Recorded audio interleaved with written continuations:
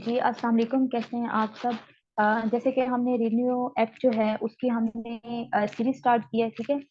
और इस एक्ट के अंदर हमने पहला चैप्टर जो था उसको डिस्कस कर लिया था और उसमें हमने सेक्शन 4 तक पढ़ा था। आज हम चैप्टर 2 और चैप्टर 3 जो है उसको डिस्कस करेंगे। चैप्टर 2 जो है उसमें आता है डिवीजन एंड डिस्ट्रिक्ट, ठीक है। चैप्टर 2 के अंदर आपका आ जाता है डिवीजन एंड डिस्ट्रिक्ट।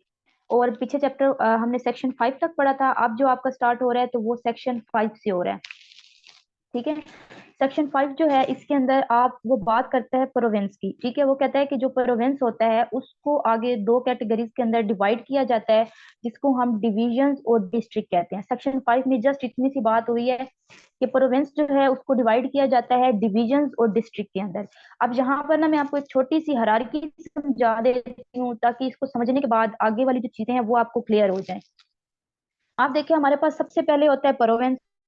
प्रोविंस के बाद हमारे पास डिविजन्स आ जाती हैं, डिविजन्स को डिवाइड कर देते हैं डिस्ट्रिक्ट्स के अंदर। डिस्ट्रिक्ट्स हमारे पास आ जाते हैं फिर तहसील। फिर डिस्ट्रिक्ट के अंदर हमारे पास क्या होती है? तहसील होती है, ठीक है। इन चार बातों का तो आपको पता होगा। एक चीज यहाँ पर आती है सब डिवीजन, ठीक है। एक चीज हमारे पास आती है सब डिवीजन। अब सब डिवीजन कहाँ से निकलता है, ये कैसे बनता है, इसको क्या किसने बनाया है और इसके ऊपर चार्ज किसका होता है?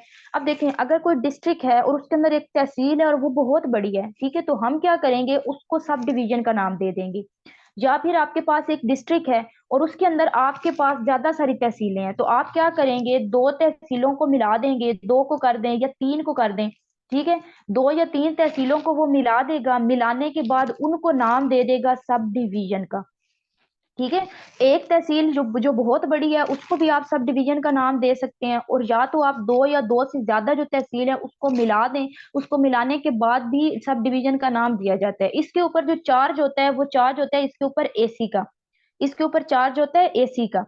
एसी मतलब असिस्टेंट कमिश्नर, ठीक है। अब जो तहसील होती है उसके ऊपर चार्ज होता है तहसीलदार का।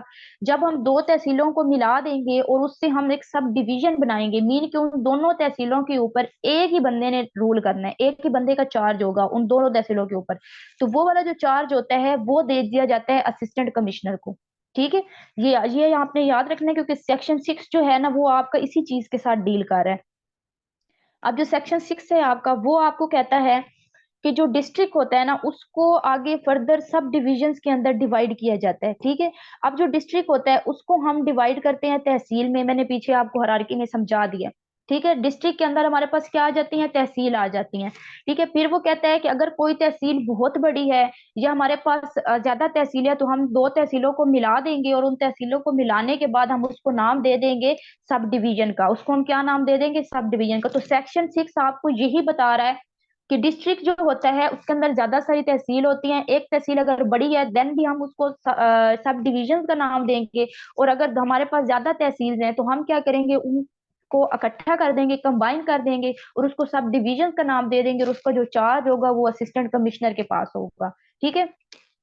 उसके बाद हमारे पास आ जाता है चैप्टर 3, ठीक है। चैप्टर 3 में आपके पास आ जाता है कि appointment and power of revenue officers, कि जो रेवेन्यू ऑफिसर्स हैं उनकी आपने अपॉइंटमेंट कैसे करनी है, उनकी जो पावर्स होती है उसके बारे में हमने डिस्कस करना है।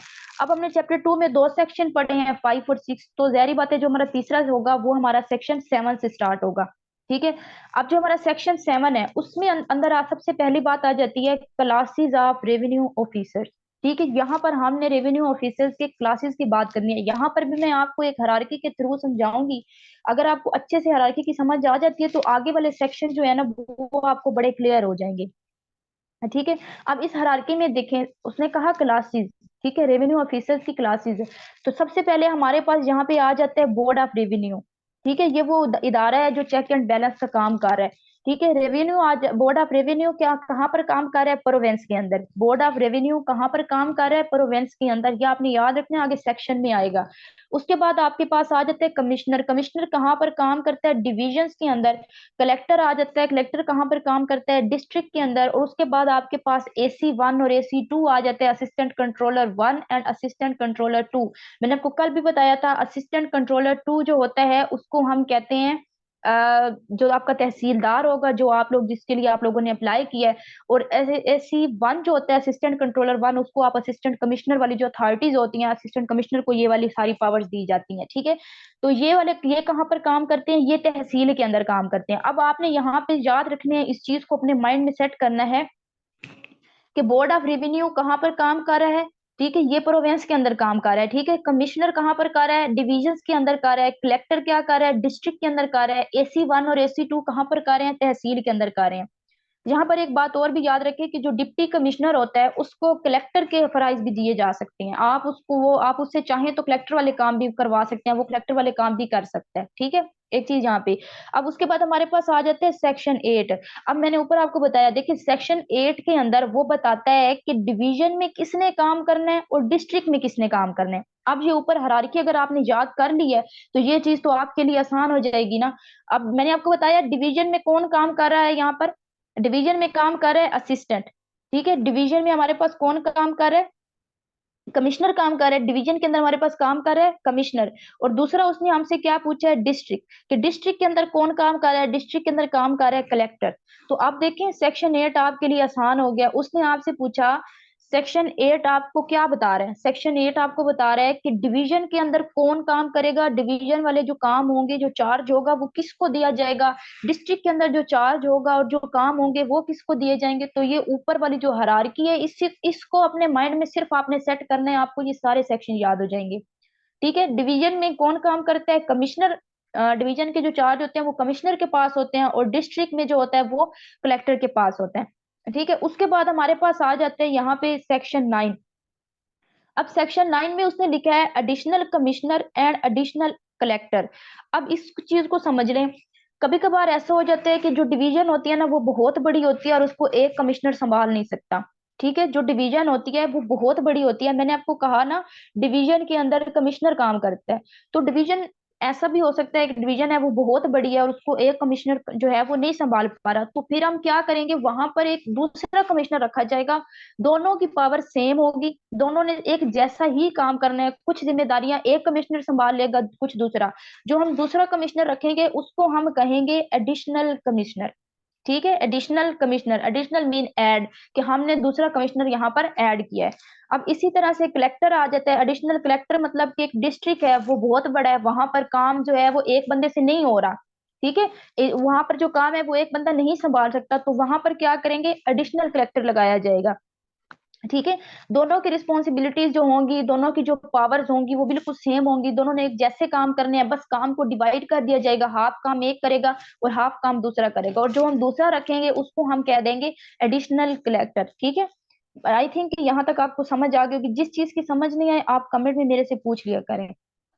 उसके बाद नेक्स्ट आ जाए, नेक्स्ट हमारे पास आता है सेक्शन 10, ठीक है। अब सेक्शन 10 में हमारे पास आ जाता है असिस्टेंट कमिश्नर और असिस्टेंट कलेक्टर, ठीक है। अब वो आपको कह रहा है, जो सेक्शन 10 है ना, सेक्शन 10 में वो आपसे पूछता है कि जो असिस्टेंट कमिश्नर होगा, कमिश्नर का जो असिस्टेंट होगा और जो कलेक्टर का असिस्टेंट होगा वो कहाँ पर काम करेंगे। असिस्टेंट कमिश्नर और असिस्टेंट कलेक्टर कहाँ पर ये काम करेंगे, सब डिवीजन के अंदर, ठीक है। मैंने आपको कहा, मैंने आपको पीछे बताया था कि जो हम सब डिवीजन बनाते हैं उसके अंदर कौन काम करता है, AC काम करता है। तो असिस्टेंट कमिश्नर कौन होता है, AC होता है। असिस्टेंट कमिश्नर कौन होता है, AC होता है, ठीक है। जो आप CSS करके आपने लगना है। तो आपने अब याद रखना है, ये मैं पीछे हायरार्की में आपको बता के आई हूँ कि सब डिवीजन के अंदर जो चार्ज होता है वो असिस्टेंट को दिया जाता है। तो सेक्शन 10 में आपसे वो यही पूछ रहा है कि असिस्टेंट कमिश्नर और असिस्टेंट कंट्रोलर जो है ये दोनों कहाँ पर काम करते हैं, इनका चार्ज कहाँ पर होता है, ये किस चीज को कंट्रोल करते हैं, कहाँ किस एरिया में उन्हें काम करना है। तो आपने इसको बस इतना सा बताना है कि इन दोनों का काम कहाँ पर है, सब डिविजन के अंदर है। सब डिवीजन मैंने आपको पहले बता दिया कि कहाँ से बनती है, कैसे बनती है। दो या दो से ज्यादा तहसील को जब इकट्ठा कर देते हैं तो फिर उसको इकट्ठा करने के बाद जो नाम दिया जाता है वो सब डिवीजन होता है, और सब डिवीजन पर जो कंट्रोल होता है वो असिस्टेंट कमिश्नर को होता है, ठीक है। अब उसके बाद हमारे पास सेक्शन 11 आ जाता है। सेक्शन 11 में वो आप सब लोगों की बात कर रहे हैं, तहसीलदार, ठीक है। कि जो तहसीलदार होता है वो कहाँ पर काम करेगा। तहसीलदार जो होता है ये बड़ी पावरफुल अथॉरिटी है, 16 स्केल का अफसर होता है ये, ठीक है। और ये काम करता है तहसील के अंदर। इसका आप सबको पता है क्योंकि आप सब लोगों ने अप्लाई इसी के लिए किया है। उसके बाद हमारे पास आ जाते हैं सेक्शन 12, ठीक है। सेक्शन 12 में आ जाता है certain appointments to be notified. वो कहता है सेक्शन 12 के अंदर कि जितनी भी अपॉइंटमेंट्स की जाएंगी वो सारी की सारी नोटिफिकेशंस के थ्रू की जाएगी। जितनी भी आप अपॉइंटमेंट्स करेंगे, जितने भी लोग आप रखेंगे, वो नोटिफिकेशन के थ्रू। इसके अलावा सेक्शन 12 में और कोई बात उसने नहीं की। सेक्शन 12 में सिंपल चीज आपको कह रहा है कि आपने जितनी भी अपॉइंटमेंट्स करनी है, सेक्शन 11 तक तो आपको वो हायरार्की वाली चीजें समझ आ गई। उसके बाद सेक्शन 12 में आपने बताना है कि ऊपर हमने जितनी भी अपॉइंटमेंट्स करनी है वो सारी हमने किसके थ्रू करनी है, नोटिफिकेशन के थ्रू करनी है। ठीक है। फिर उसके बाद आपके पास आ जाता है सेक्शन 13। सेक्शन 13 में आ जाता है superintendence and control of revenue officers. अब जो रेवेन्यू ऑफिसर्स रखे गए हैं उनके ऊपर कंट्रोल भी तो रखना है ना, उनके ऊपर चेक एंड बैलेंस भी तो रखना है। तो उसके लिए उसने एक इदारा बनाया है जिसको हम कहते हैं बोर्ड ऑफ रेवेन्यू। ठीक है। बोर्ड ऑफ रेवेन्यू जो होता है इसके पास सारी रिस्पॉन्सिबिलिटी होती है। ठीक है। ये एक एडमिनिस्ट्रेशनल आप इसको कह सकते हैं, एक इंस्टीट्यूशन होता है। ठीक है, कि आप जितने भी अफसर काम करने वाले हैं ना उन सब के ऊपर इसने चेक एंड बैलेंस रखना है। ठीक है। तो इसकी रिस्पॉन्सिबिलिटी होती है कि इसने सारे जितने भी ऑफिसर्स हैं उनके ऊपर कंट्रोल रखना है। तो सेक्शन 13 आपके साथ आपको बस यही चीज बता रहा है कि सुपरिटेंडेंस और कंट्रोल किसका होगा रेवेन्यू ऑफिसर्स के ऊपर, बीओआर का होगा। बीओआर मतलब बोर्ड ऑफ रेवेन्यू। ठीक है। यहाँ पर आई थिंक कि आपको चीजों की समझ आ गई होगी, बड़ी आसान और सिंपल सिंपल सी चीजें हैं, मुश्किल नहीं है। उसके बाद आ जाए सेक्शन 14 के ऊपर। ठीक है। सेक्शन 14 बताता है power to distribute business. Section 14 आपको बता रहा है पावर टू डिस्ट्रीब्यूट बिजनेस। मतलब आपको कह रहा है कि जो हमने पीछे पढ़ा बीओआर जो है वो एक एडमिनिस्ट्रेटिव इंस्टीट्यूशन है। ठीक है। हमने कहा वो एक एडमिनिस्ट्रेटिव इंस्टीट्यूशन है। ठीक है। बीओआर। तो यहाँ पर जो सेक्शन 14 है ना उसमें वो आपको बता रहा है कि जो बीओआर इदारा है, जो एडमिनिस्ट्रेटिव पॉइंट है, ये आप बताएगा कि फलां कमिश्नर ने कौन सा काम करना है, फलां मेंबर ने कौन सा काम करना है। सेक्शन 14 में आपको ये चीज बताई गई है कि बीओआर आपको ये बताता है, बोर्ड ऑफ रेवेन्यू जो है वो आपको ये बताता है कि किस बंदे ने कहाँ पर काम करना है। सिंपल सी चीज है। अगर कमिश्नर है उसने कहाँ पर काम करना है, अगर कोई मेंबर है तो उसने कहाँ पर काम करना है। बस इसमें जितने भी ऑफिसर्स आते हैं ना वो उन सब ऑफिसर्स के बारे में आपको डिटेल देता है कि किस ऑफिसर ने कहाँ पर काम करना है। उसके बाद हमारे पास सेक्शन 15 आ जाता है। सेक्शन 15 के अंदर आ जाता है combination of office. Combination of office का मतलब ये है कि आप एक ही बंदे को ज्यादा काम भी दे सकते हो। आप एक ही बंदे को ज्यादा काम भी दे सकते हो। ठीक है। मतलब कोई फॉर एग्जांपल एसी है, तो अब एसी जो है वो एक तहसील में काम कर रहे हैं, आप उससे उससे और भी काम करवा सकते हैं। ठीक है। आप उसको और भी पावर दे सकते हैं, आप उससे डिफरेंट टाइप्स के फंक्शन करवा सकते हैं। तो आपने सेक्शन 5 में सिर्फ ये चीज याद रखनी है कि इसमें ऑफिस जो है उसकी कॉम्बिनेशन की जाती है। फॉर एग्जाम्पल मेरे पास एक ऑफिस है, ठीक है, मैं उसके अंदर काम कर रही हूँ, तो मुझे किसी दूसरे ऑफिस का काम भी दिया जा सकता है। ठीक है। मुझे कोई दूसरा काम भी वो प्रोवाइड किया जा सकता है, मुझे कहा जा सकता है कि तुमने ये काम भी करना है। तो यहाँ पर क्या होता है कि एक बंदे से दो या दो से ज्यादा काम भी करवाए जा सकते हैं। सेक्शन 15 आपको ये बता रहा है। उसके बाद आपके पास आ जाता है सेक्शन 16। सेक्शन 16 जो है वो आपको बताता है कन्फर्मेंट ऑफ पावर। सेक्शन 16 आपको क्या बताता है, कन्फर्मेंट ऑफ पावर, कि बीओआर जो है वो जिसको चाहे पावर दे सकता है। ठीक है। इसमें सिंपल सी बात है कि पावर देना, किसी किसी भी अफसर को कोई पावर आप दे रहे हैं वो उसके बारे में आपको कौन बता रहा है, सेक्शन 16 बता रहा है। सिंपल सी चीज है। फिर आपके पास आता है सेक्शन 16। सेक्शन 17 आता है। सेक्शन 17 आपको बताता है फंक्शंस ऑफ रेवेन्यू ऑफिसर्स के। रेवेन्यू ऑफिसर जो है उनके फंक्शंस क्या है। ठीक है। आपसे आपने बस इसमें सिंपल चीज याद रखनी है कि सेक्शन 17 के अंदर रेवेन्यू ऑफिसर्स के फंक्शंस के बारे में बताया गया है। ठीक है। कि रेवेन्यू ऑफिसर जो है उनके क्या फंक्शंस हैं, उनके क्या काम है, उसके बारे में आपको बताता है। फिर आ जाता है सेक्शन 18। सेक्शन 18 में कहते हैं रिटेन ऑफ पावर। ठीक है। फॉर एग्जाम्पल कोई ऑफिसर है उसका ट्रांसफर हो गया तो उसने फिर अपनी पावर रिटेन करनी है, ये आपको सेक्शन 18 बता रहा है। सेक्शन 18 आपको कहता है कि किसी भी ऑफिसर का ट्रांसफर हो गया है, कोई भी अफसर है उसका ट्रांसफर हो गया है, तो उसको जब तक नई पावर नहीं मिलती, जब उसे दूसरी पावर मिलेंगी तो उसने अपनी पिछली जो पावर्स उसके पास होंगी उसने उन पावर्स को रिटेन करना है, उन पावर्स को उसने क्या करना है, वापिस करना है। ये आपको कौन बता रहा है, सेक्शन 18 बता रहा है। ठीक है।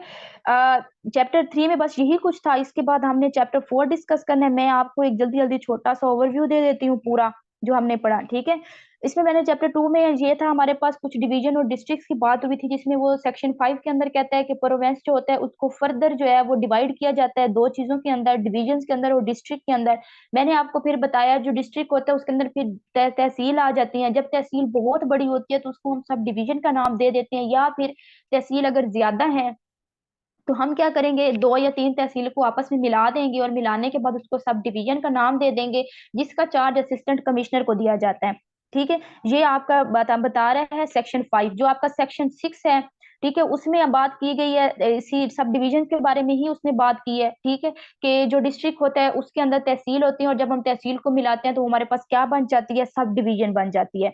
उसके बाद हमने चैप्टर 3 पढ़ा। चैप्टर 3 में हमने देखा कि appointment of the revenue officers की जो अपॉइंटमेंट होती है वो किस तरह से होती है। उसमें मैंने सेक्शन 7 में आपको एक छोटी सी हायरार्की बताई है कि सबसे पहले हमारे पास बोर्ड ऑफ रेवेन्यू आ जाता है जो प्रोवेंस में काम करता है, उसके बाद हमारे पास कमिश्नर आ जाता है जो डिवीजन में काम करता है, देन हमारे पास कलेक्टर आता है जो डिस्ट्रिक्ट में काम करता है, उसके बाद हमारे पास AC 1 और AC 2 जो तहसील के अंदर काम करते हैं, ठीक है, और तहसील को मिला के हमारे पास सब डिवीजन बनती है, वहां पर हम असिस्टेंट कमिश्नर को रखते हैं। ठीक है, उसके बाद हमारे पास सेक्शन 8 आ जाता है। सेक्शन 8 हमें बताता है, मैंने यहाँ हायरार्की से ही आपने चीजों को समझना है। सेक्शन 8 आपको बता रहा होता है कि डिवीजन के अंदर कौन काम करेगा और डिस्ट्रिक्ट में कौन काम करेगा।